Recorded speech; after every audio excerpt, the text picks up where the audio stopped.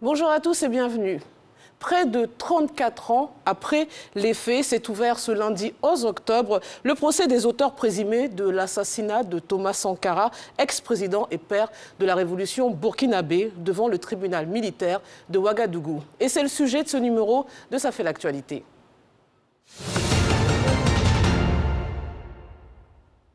Je vous propose de rejoindre notre correspondant à Ouagadougou, Ousmane Paré, journaliste et rédacteur en chef à Burkina Info, qui revient pour nous sur les enjeux et le déroulé de ce procès.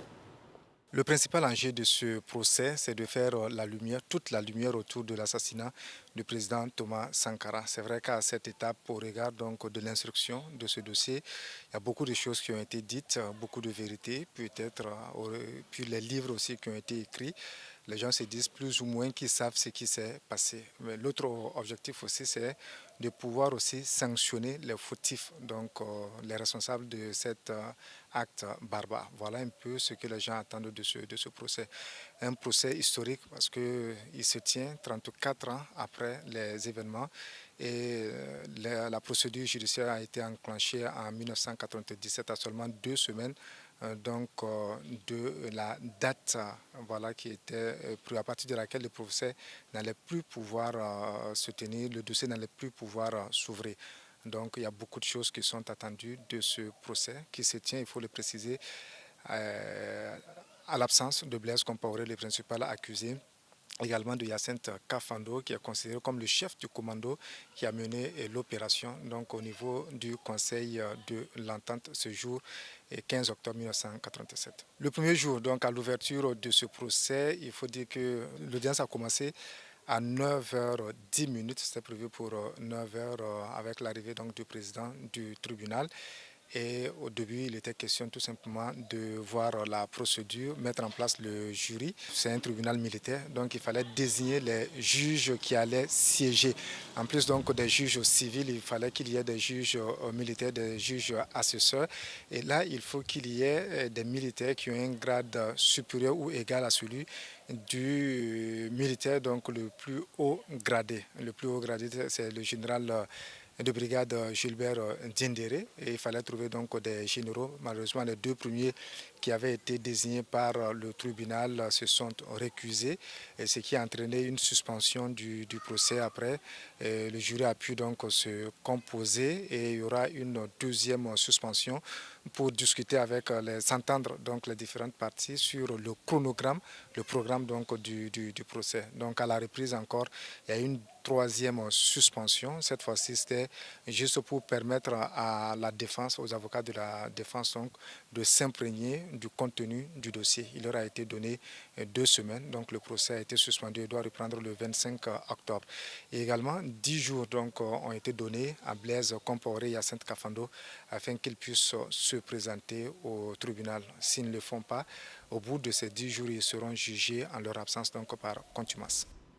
Arrivé au pouvoir par un coup d'État en 1983, Thomas Sankara a été tué avec 12 de ses compagnons par un commando lors d'une réunion au siège du Conseil national de la Révolution, le CNR, à Ouagadougou.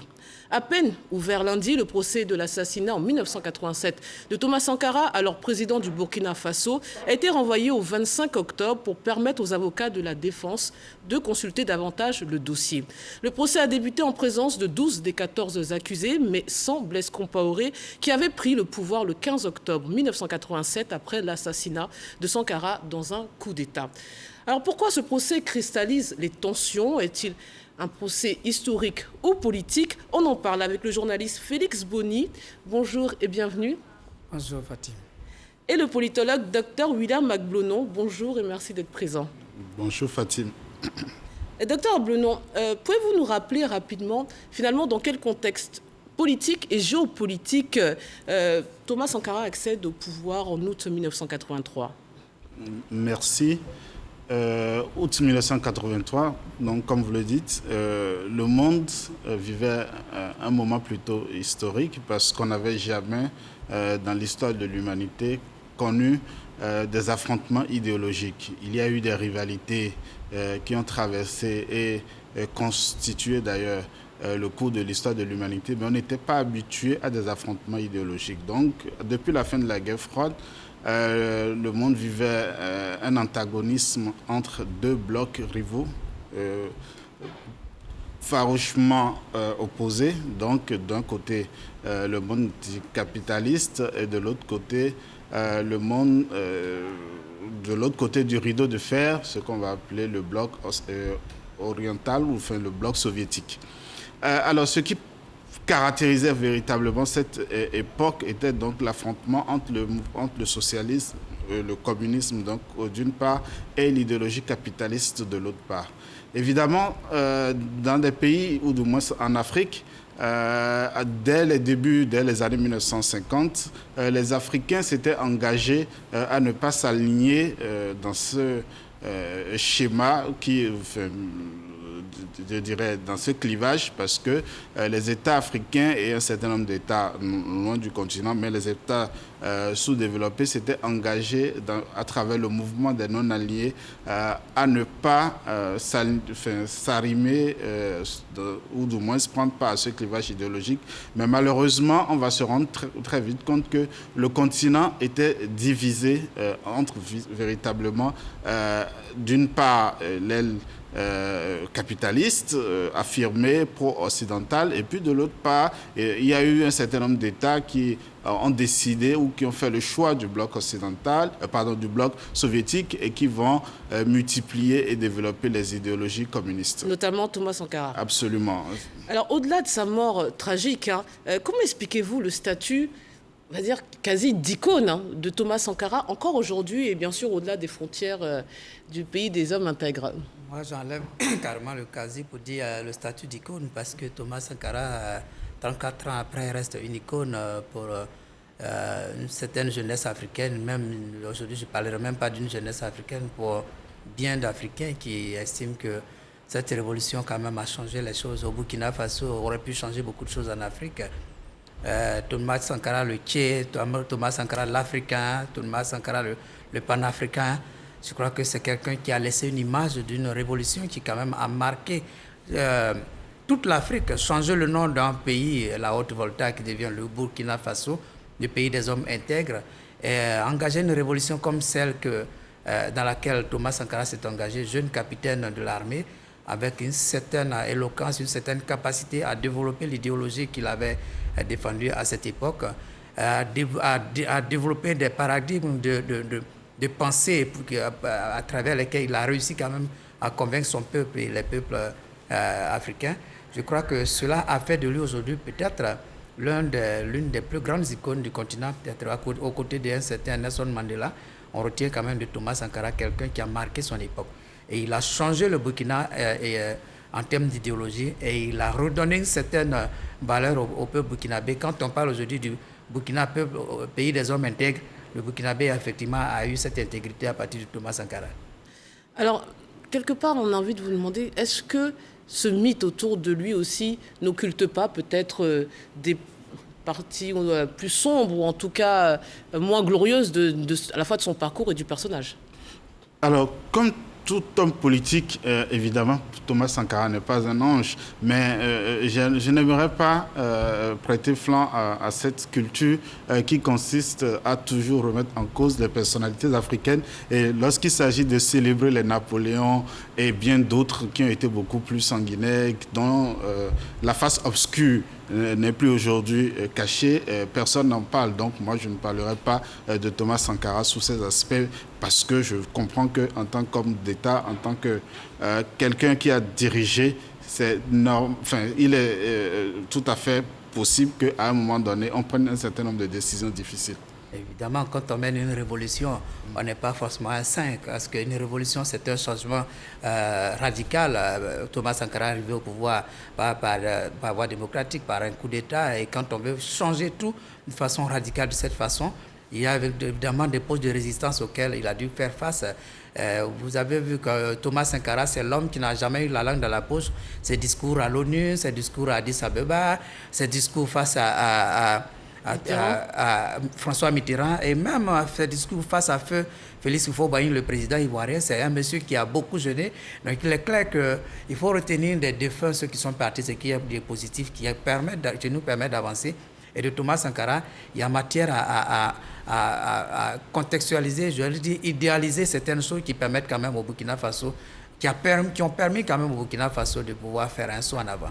Alors, quelles sont les parties prenantes à ce procès, à savoir les accusés, les plaignants? On se doute qu'il y a la famille Sankara, notamment sa veuve, et puis certainement les proches des autres victimes de ce jour fatidique. Oui, absolument, parce que ce 15 octobre, il n'y avait pas que Thomas Sankara qui a été tué, mais il y avait 12 autres compagnons de Thomas Sankara. Et aujourd'hui, toutes ces familles ou leurs représentants sont là pour essayer de comprendre les circonstances dans lesquelles ces personnalités, cette jeunesse, parce qu'après tout, il ne faut pas oublier cette dimension, c'est vraiment la crème de ou une partie de la jeunesse burkinabé qui a été massacrée dans le cadre de cette intervention militaire du 15 octobre 1987. Donc, il y a ces familles qui sont là et qui veulent comprendre. Et il y a aussi des mouvements panafricains qui veulent comprendre ce qui s'est passé parce que, comme on l'a dit tout à l'heure, l'icône dépasse le cadre national du Burkina Faso. Donc, il y a cet aspect, il y a ces gens qui veulent comprendre. Et puis, il y a la masse des anonymes africains qui veulent véritablement savoir ce qui se passe, ce qui s'est passé. Non pas parce que on ignore tout de ce qui s'est passé, mais parce qu'on a besoin de reconstruire le puzzle d'une partie de l'histoire. Parce que, au fond, ce n'est pas un procès, peut-être qu'on y reviendra tout à l'heure, mais c'est une partie de l'histoire de l'Afrique qui doit s'écrire au prétoire. Et sur le banc des accusés, alors le plus célèbre d'entre eux, c'est bien sûr Blaise Compaoré qui n'est pas présent. Il y a Gilbert Dindéré qui est déjà condamné pour le putsch à 20 ans qui est là, certains en exil. Ils sont 14, ces accusés. Oui, au banc des accusés, il y a 14 personnes bien identifiées. C'était en exil, mais Blaise Compaoré est la figure de proue de tous ces accusés, parce que quand on demande, on se pose la question aujourd'hui, à qui profite le crime, celui à qui cela aura profité, c'est bien Blaise Compaoré. Cependant, je pense que ce n'est pas un procès contre l'individu de Blaise Compaoré, quand bien même il a été celui à qui le crime a profité, mais c'est un procès comme tout un système, parce que la mort de Sankara ne se limite pas à la personne de Blaise Compaoré, qui n'aura été que le pion utilisé pour atteindre un but. Sankara aura été un personnage, une personnalité très gênante pour une certaine communauté occidentale, je dis bien occidentale, c'est-à-dire les Occidentaux qui voyaient en lui celui-là qui gênait tout le système, qui dérangeait tout le système des Occidentaux, en particulier la France, Afrique qui était très mise en cause par ce jeune homme arrivé au pouvoir, qui n'avait plus d'égard pour les dirigeants français devant qui les autres présidents s'inclinaient, et qui gênait également aussi Houphouët-Boigny, qui était quand même l'un des piliers, des pions essentiels de la France-Afrique dans la région. Et ce Thomas Sankara, sa mort, aura été tout un ensemble d'éléments, aura réuni tout un ensemble d'éléments, aura été le fruit d'un système qui voulait se pérenniser et qui a fini par utiliser la main de Blaise Compaoré pour arriver à ce but-là. Je crois que c'est tout ce système-là qui va être jugé, et c'est en cela que le procès qui a lieu doit être suivi de près, parce que au moment où Emmanuel Macron et l'Afrique se parlent directement, qu'on a des propos un peu gênants sur l'Afrique, c'est un prisme sur le continent, ce procès va être un peu retentissant par rapport à nos rapports avec la France. Mais justement, ce procès pourra-t-il vraiment faire en fait finalement éclater la vérité, toute la vérité, 34 ans après les faits? Absolument que non. Je pense que ce procès est normal, il est légitime parce que il y a deux dimensions de la personnalité. Il y a l'homme politique, donc la figure politique, Thomas Sankara, mais il y a aussi le père de famille, donc il y a une dimension privée. Et pour sa famille, il est important que ce procès ait lieu, parce que la famille a besoin de faire le deuil et puis de comprendre aussi un certain nombre de choses. Mais sur le plan politique, l'autre aspect, ce procès n'apportera absolument rien, dans la mesure où, en réalité, on va juger, ou du moins on va faire semblant de juger des exécutants, mais personne ne se préoccupe réellement de toute la machine qui est derrière et dont ces jeunes hommes, ces jeunes officiers qui à l'époque avaient une trentaine d'années n'étaient que des pignons, c'était des manipulés, c'est des victimes entre guillemets du système aussi. Donc à un moment, il est vrai qu'il est important de commencer une écriture de l'histoire, de savoir réellement ce qui s'est passé, même si eux-mêmes, il serait très difficile, c'est trop leur demander d'ailleurs de savoir, de pouvoir eux-mêmes rendre compte de tout ce qui s'est passé, parce qu'à un moment donné, il faut se rendre à l'évidence que c'est des décisions qui n'étaient pas prises à leur niveau. Ils n'ont pas été associés à un certain nombre de décisions, ils ont été exploités, manipulés. Le crime a semblé leur profiter, parce que là encore, il faut émettre des réserves, mais je pense que on n'aura pas vraiment avancé. Peut-être la famille aura, à la fin de ce procès, aura une certaine consolation, mais ça n'aura pas fait avancer l'histoire de l'Afrique, malheureusement. Les avocats des parties civiles, estimant qu'il s'agit d'un procès pour l'histoire, ont demandé qu'il soit enregistré au nom de la mémoire, bien que la loi au Burkina interdise la captation des audiences. Pourquoi ce procès est-il historique selon vous, Félix Boni? Mais justement, pour parler de l'historicité de ce procès, je dirais plutôt le contraire par rapport à ce que le docteur a dit tantôt. Je pense que ce procès, la vérité pourra éventuellement, beaucoup de vérités pourront se savoir, parce qu'il y a quand même des témoins des faits beaucoup de témoins des faits qui sont encore vivants. Et il y a même un témoin oculaire qui est bel et bien vivant, dont la déposition a été prise en compte par le tribunal militaire. Je veux parler du seul rescapé son aide de camp de ce drame, Aruna Traoré. Aruna Traoré, qui est vivant encore et qui saura traduire certaines choses. Et il y a encore des témoins. Et même dans le camp de Blaise Compaoré, il n'est pas exclu qu'il y ait des bouches, des langues qui se délient, et que cela permette de pouvoir se rapprocher quand même de la vérité des faits. Ce procès est historique parce que 34 ans après, revenir sur des faits qui quand même tiennent à cœur au Burkinabé. N'oublions pas que ce procès, l'affaire Sankara, c'était un bon fonds de commerce au Burkina Faso, même politiquement. C'est un bon fonds de commerce. Et il y a des sankaristes qui existent, qui continuent encore de célébrer Sankara, et que 34 ans après, on revient dessus pour rechercher la vérité. Je pense que toute l'Afrique regarde bien comment Sankara est mort. Quel est le système qui a éliminé Sankara? Est-ce que ce système continue de se pérenniser? Et ça, pour la mémoire de l'histoire, c'est très important. N'oublions pas que même plusieurs décennies après, des personnes comme Auguste Pinochet en ont payé pour les crimes qu'ils ont commis. Et quand je dis que c'est historique, cela doit démontrer à d'autres chefs d'État, à d'autres dirigeants africains, qu'on ne peut pas rester indéfiniment impuni. Quand vous êtes au pouvoir, il faut poser des actes en se disant que cela peut nous rattraper demain. Et c'est en cela que ce procès Sankara est très important, pour que ça serve de leçon à ceux qui dirigent encore, qui sont à la tête de nos États. Mais peut-on juger l'histoire sans prendre le risque d'avoir une lecture anachronique des faits passés? C'est la grande question dont on voit dans plusieurs procès. Vous nous le dites vous-même, il y avait un système, c'est peut-être des pions. Est-ce qu'on peut tenir compte de toute cette réalité de l'époque? Je pense qu'il suffit de regarder déjà les accusés pour se rendre compte qu'on n'aura qu'une demi-vérité, parce qu'on n'aura pas toute l'histoire, c'est évident. Parce que si on pense que c'est un complot burkinabé, ou dit uniquement par des burkinabés, parce que parmi les accusés, on n'a que des officiers burkinabés, donc ce qui montre que déjà on se trompe, ou du moins, évidemment, on fait avec ce qu'on a.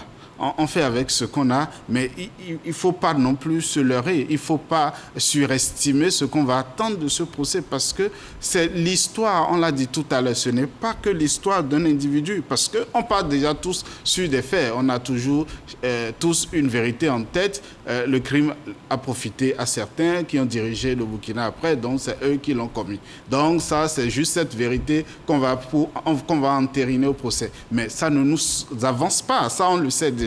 On sait que le crime leur a profité puisqu'ils ont pris le pouvoir après. Mais quand on a fini de dire ça, quelles sont les circonstances? Qui sont les vrais acteurs, directs ou indirects? Qui sont de près ou de loin? Qui sont ceux qui ont commandité ce système? Et pourquoi et quels étaient les enjeux à cette époque-là? Qu'est-ce que Thomas Sankara représentait en termes d'imaginaire politique? Et dans un contexte de rivalité idéologique, quelles étaient les craintes de ces acteurs? Pourquoi ils gênent? Parce que ce soit un troublion qui dise un certain nombre de choses qu'on n'aimerait pas entendre ou du moins auxquelles on n'est pas habitué, soit. Mais en quoi véritablement ça gêne? Pourquoi est-ce qu'on a peur que le modèle ne se reproduise, que ça ne se pérennise? Pourquoi est-ce qu'on s'est dit qu'il faut punir pour éviter que... Donc je pense qu'il y a un certain nombre de questions auxquelles on n'aura jamais de réponse. Mais à contrario, les avocats de l'ex-président Blaise Compaoré, qui est le principal accusé finalement, dénoncent un procès politique devant une juridiction d'exception. Qu'en pensez-vous? Vous disiez tout à l'heure que c'est un fonds de commerce qui finalement...